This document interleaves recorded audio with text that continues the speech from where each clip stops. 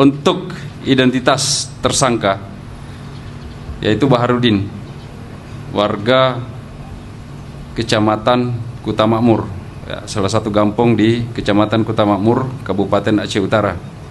Setelah kami interogasi, tersangka mengaku bahwa disuruh oleh seseorang yang berinisial F.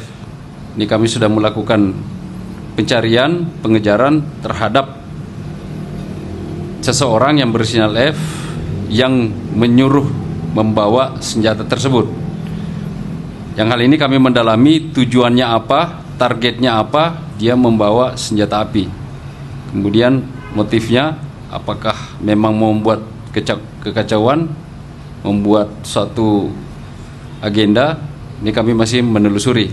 Ya, yang jelas kami melakukan perburuan terhadap salah seorang yang berinisial F yang menyuruh membawa senjata ini. Menurut pengakuan daripada tersangka bahwa senjata ini memang sudah diperoleh sudah lama, ya. Jadi sudah berada di tangannya. Kita melihat kondisinya juga memang sudah, senjata ini sudah sangat lama diproduksinya.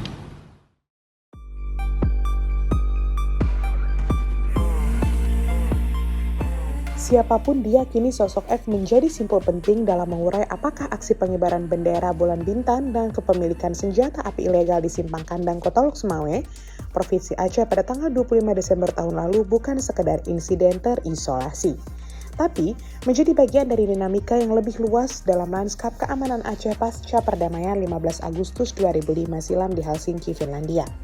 Itu sebabnya peristiwa ini perlahan membuka lapisan baru yang lebih kompleks dari sekadar aksi simbolik, historis, dan ideologis. Berdasarkan keterangan Baharudin, senjata api yang dibawanya bukan atas inisiatif pribadi, melainkan atas perintah langsung dari sosok F. Pengakuan ini menegaskan bahwa kehadiran senjata api di lokasi aksi merupakan bagian dari skema yang telah direncanakan sebelumnya. Artinya terdapat unsur komando dan relasi kuasa antara pemberi pemerintah dan pelaksana, bukan sekedar kebetulan atau emosi sesaat di lapangan.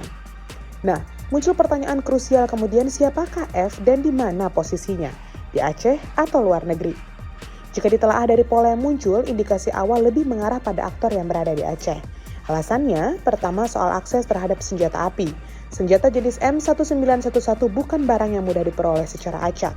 Kedua, kepemilikan senjata ilegal di Aceh masih kerap dikaitkan dengan sisa-sisa konflik bersenjata masa lalu, baik melalui eks-kombatan maupun jaringan peredaran senjata lama yang belum sepenuhnya terputus, termasuk dari para jaringan bandar narkoba antar negara. Itu sebabnya jika F mampu memerintahkan seseorang membawa senjata api lengkap dengan peluru aktif, maka besar kemungkinan ia memiliki akses langsung atau setidaknya pengetahuan mendalam tentang jaringan senjata lokal. Ketiga, relasi antara F dan Baharudin menunjukkan hubungan personal yang cukup kuat. Perintah yang membawa senjata api ke tengah aksi massa bukanlah perintah ringan, sebab dibutuhkan tingkat kepercayaan tertentu agar pelaksana mau menanggung risiko hukum dan keselamatan. Pola seperti ini lebih lazim terjadi dalam hubungan yang terbangun secara langsung dan berkelanjutan dalam ruang sosial yang sama, yaitu lokal, bukan relasi jarak jauh yang longgar. Keempat, absennya F di lokasi kejadian justru menguatkan dugaan bahwa ia berperan sebagai pengendali atau pemberi instruksi, bukan peserta lapangan. Ini merupakan pola klasik aktor senior dan figur berpengaruh dalam jaringan tertentu, tidak tampil di depan tetapi mengarahkannya dari balik layar. Dalam banyak kasus keamanan, peran semacam ini lebih sering dimainkan oleh aktor lokal yang memahami medan, dinamika sosial, serta risiko yang ada. Namun demikian, kemungkinan bahwa F berada di luar negeri tetap saja tidak sepenuhnya bisa dikesampingkan. Maklum, Aceh memiliki sejarah diaspora politik pasca konflik dengan sebagian tokoh atau simpatisan menetap di luar negeri. Dalam skenario ini, F bisa saja berperan sebagai pemberi dorongan ideologis atau inspirator, sementara eksekusi teknis termasuk penyidikan senjata dilakukan oleh jaringan lokal. Tetapi, hingga kini belum muncul indikator kuat seperti jejak pendanaan lintas negara, komunikasi intensif internasional, atau struktur komando eksternal yang biasanya menyertai keterlibatan aktor luar negeri. Disinilah, Aceh yang memiliki sejarah konflik bersenjata, simbol dan tindakan semacam ini memiliki resonansi yang jauh lebih besar dibanding wilayah lain. Karena itu, penyelidikan aparat kini diarahkan untuk menelusuri rantai komunikasi, asal-usul senjata, serta hubungan personal dan ideologis antara F dan Baharudin. Sebaliknya, keterlibatan aktor dari luar negeri masih bersifat kemungkinan sekunder yang hanya akan menguat jika ditemukan bukti konkret berupa aliran dana, komunikasi lintas negara, dan struktur komando non-lokal. Dengan kata lain, kasus ini belum selesai pada penangkapan pelaku lapangan yaitu Baharudin.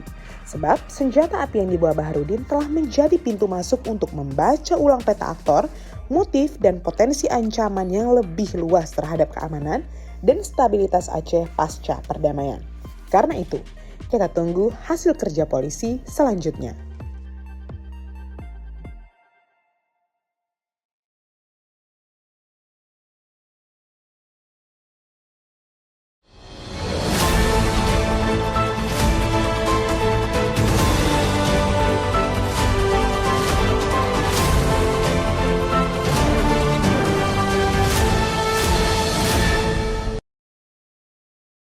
Jangan lupa like, komen, dan subscribe.